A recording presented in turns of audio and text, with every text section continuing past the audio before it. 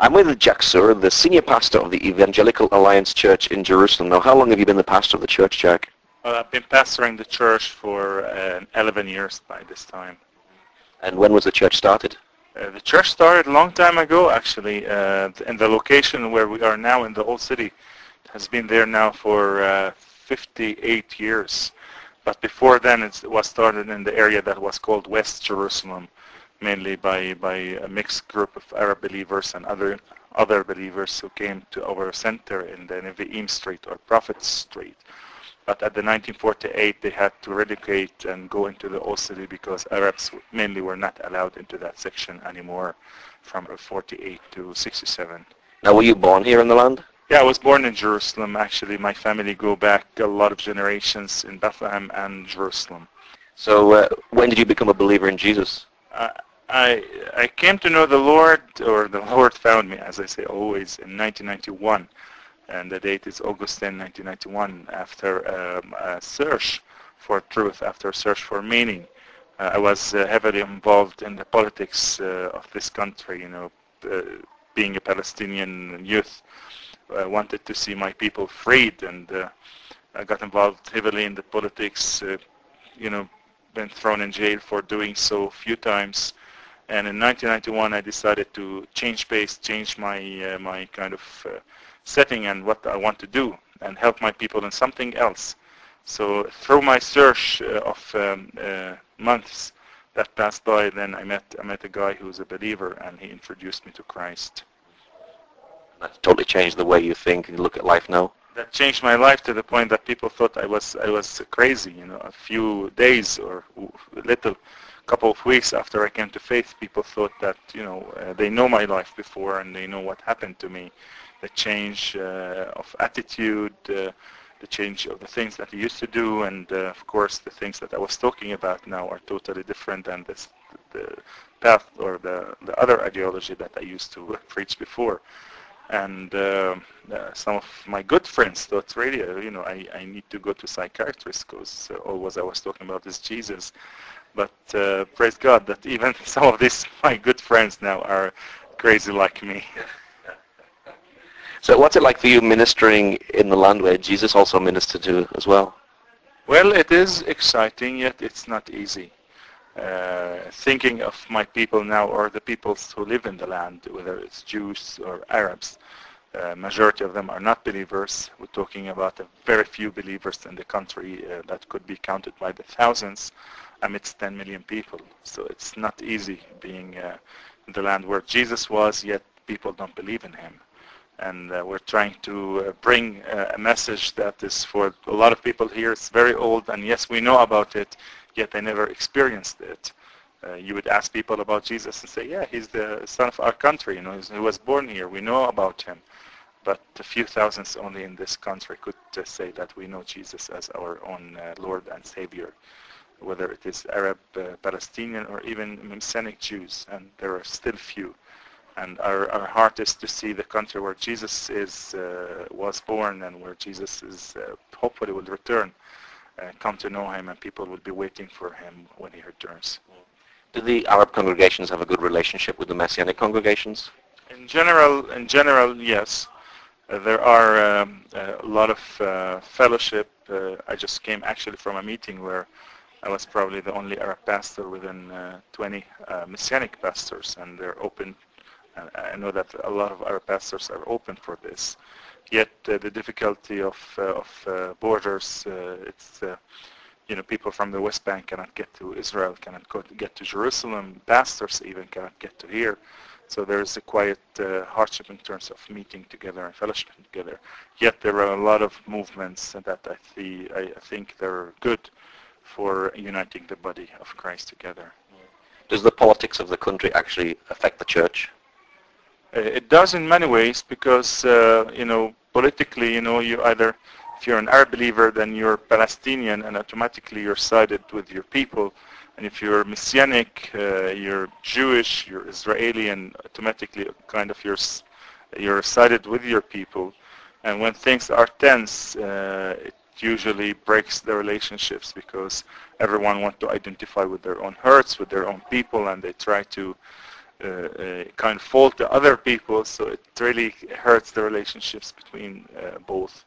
But we're trying to look beyond that and see the people as people who are in need of Christ, whether they're Jews or Palestinians.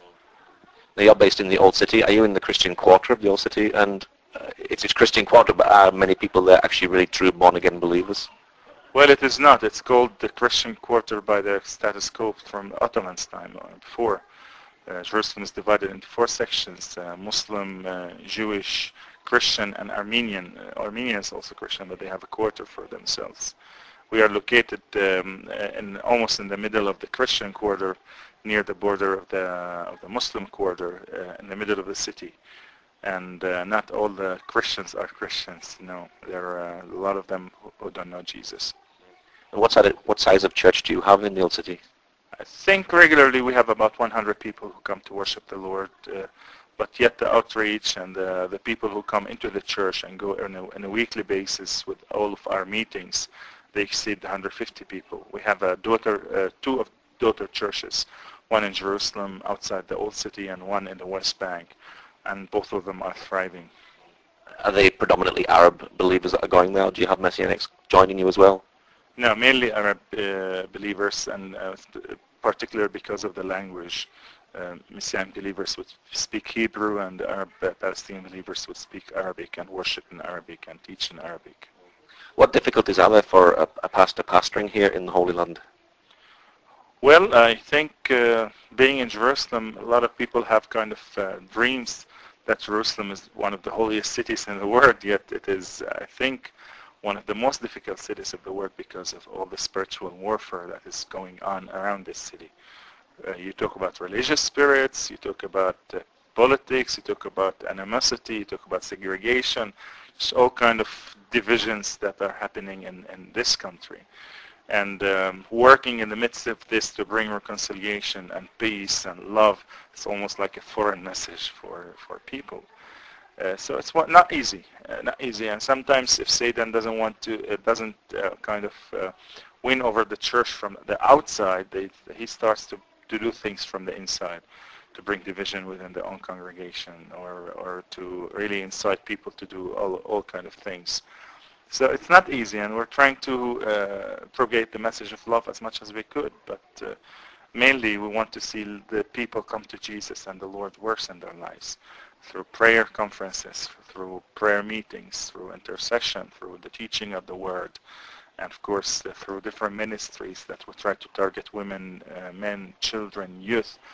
Still, I think we are in the early stages, and the difficulty of this being a pastor here in the Holy Land, that we are almost the first generation of evangelical believers.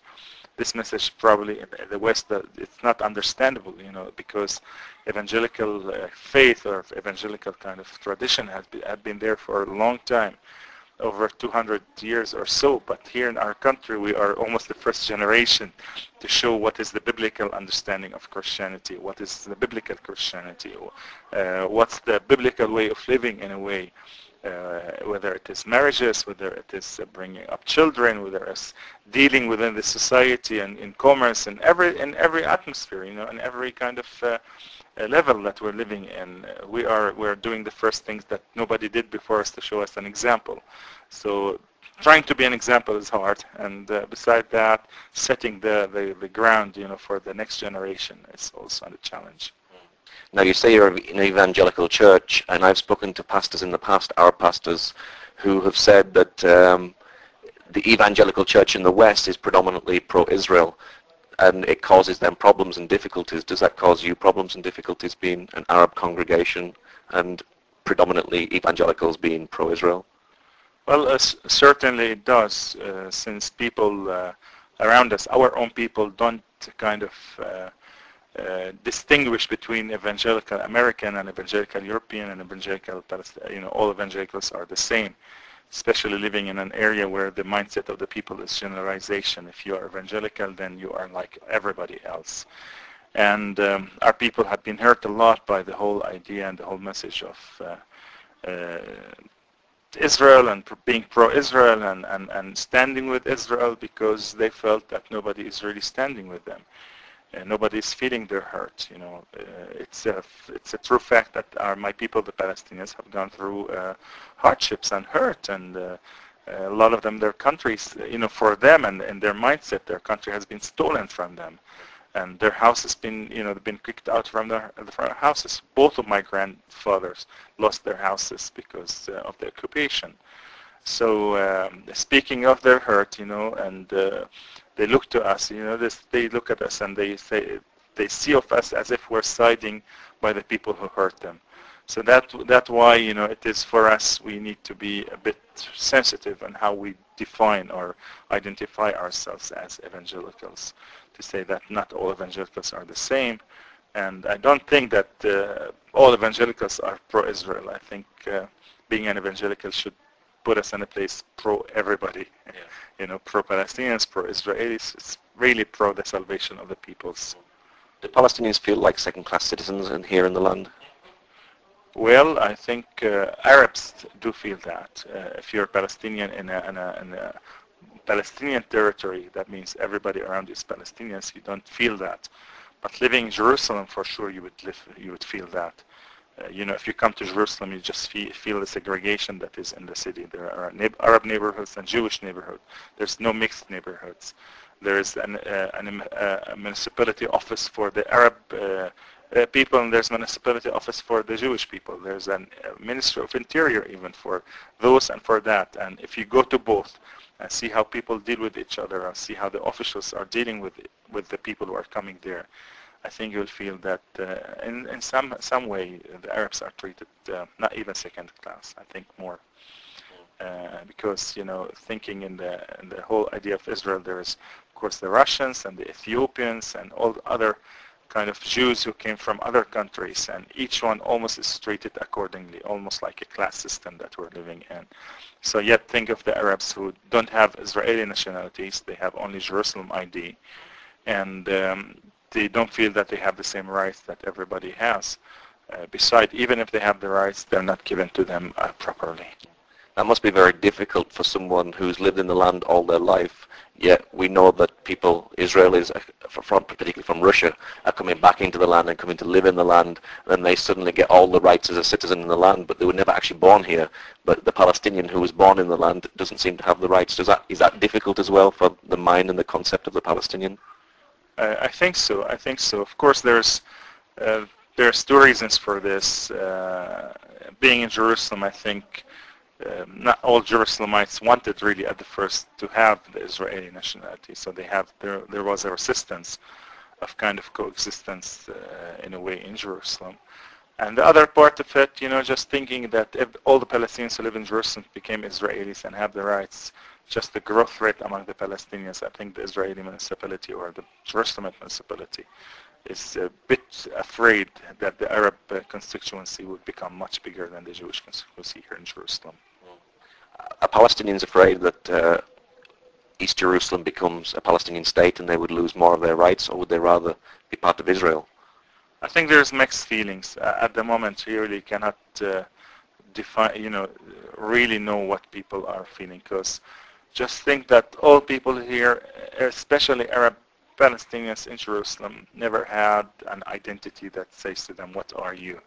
I think there's a kind of what we say identity crisis or conflict. They don't know whether they're Israelis, they don't know whether they're Palestinians, or some of them have a Jordanian passport says they're Jordanians, but they are not. So I think the next generation is going through identity crisis. So right now you cannot really say whether they like the freedom that Israel is giving.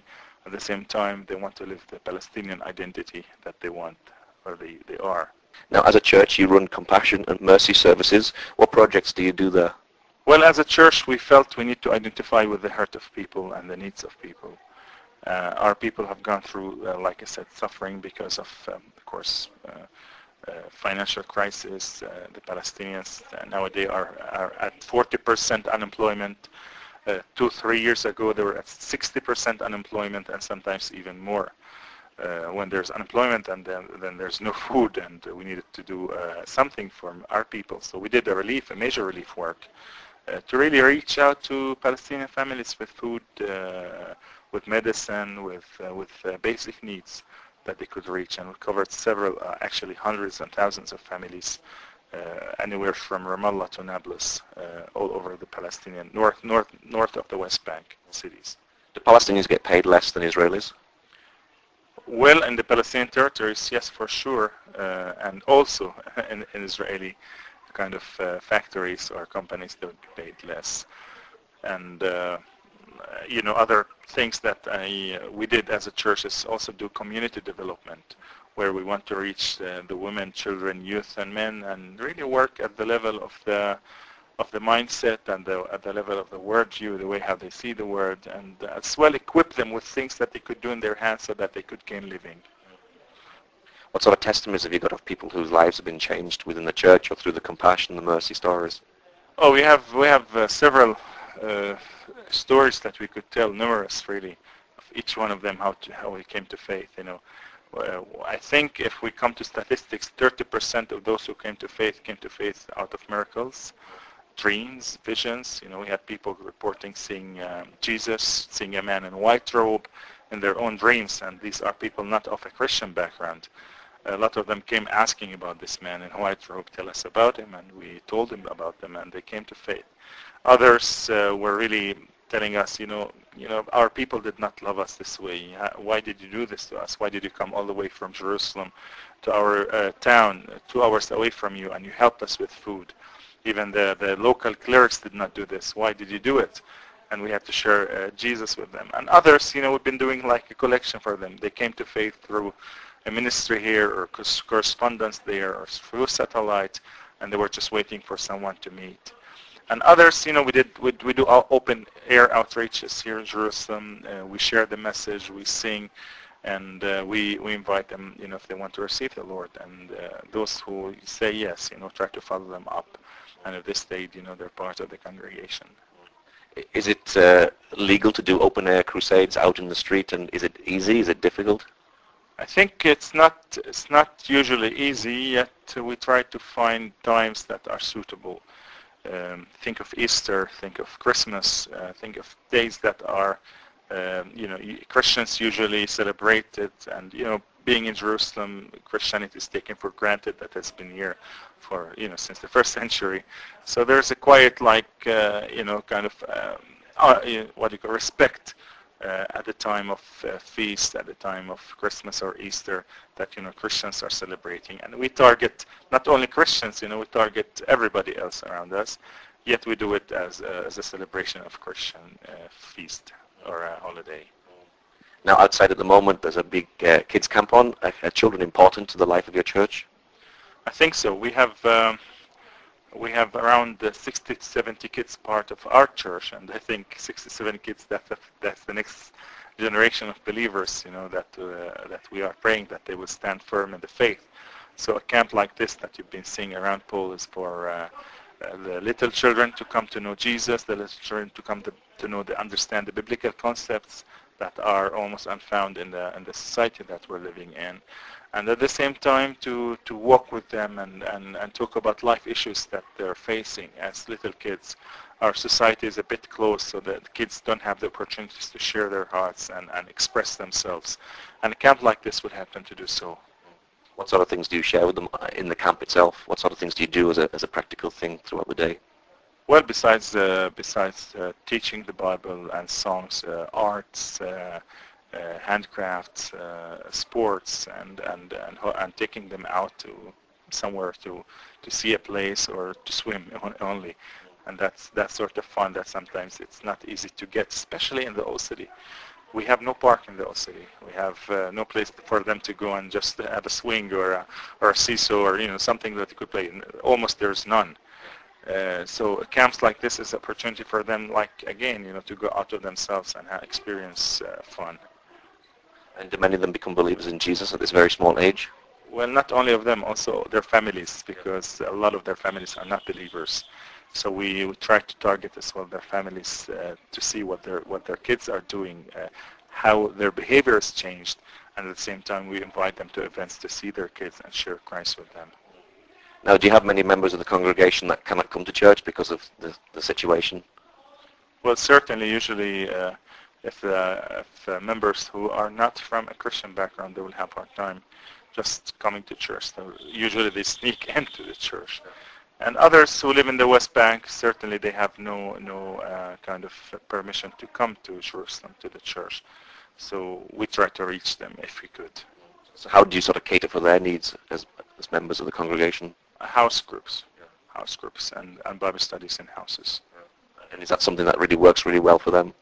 Well, it does. It cuts them from the fellowship, yet we try to do at least once or twice a year a conference where we bring all of our church people together, and we find a place that everybody could come to, whether they're from Israel or Jerusalem or the West Bank, and it has been successful so far. And what's your prayer for the people here of Jerusalem? Well, I think the term should be pray for the peace of Jerusalem. That sometimes was coined a lot with politics and political peace, and of course a lot of people would take it even to other sides, saying, Jerusalem is for the Jews, so all of Jerusalem become under Israeli, in a way, control, etc. That's their peace. But I think if we go deeper into understanding the word peace, shalom, which in the Old Testament, I think it means really the wholeness of people. And we know that wholeness only comes in salvation, where the starting point for going back to the Garden of Eden. And I think praying for the peace, or actually the Prince of Peace, to come to the hearts of people is our prayer. And this is what we want to relate to the West and to the whole world. When you think of Jerusalem, think that there are 700 to 800,000 people who live in Jerusalem that don't know Jesus. 250,000 of them are Arabs, who are mainly Muslims, and they don't know Jesus. Do you think there is a political solution to the Palestinian-Israeli conflict? Well, I would think always that there should be a solution where there's a will of the whole world to come and do something. We cannot lose hope that there might be some kind of peace that's going to come. And you have a website for people who'd like to know more about your church. What's your website address? We have two websites, one in English and one in Arabic. The English one is www.each-cma.org, and the Arabic one is www.jeac.org. Again, it's jeac.org. Okay, Jack. Well, thank you very much. Thank you so much, Paul.